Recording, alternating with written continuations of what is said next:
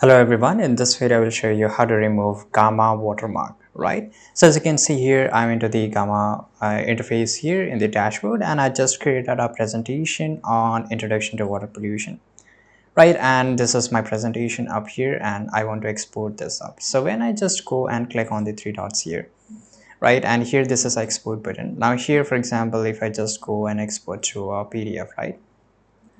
And here you can see this is a link watermark on my all my presentation, right, on every page. So how you can just remove this?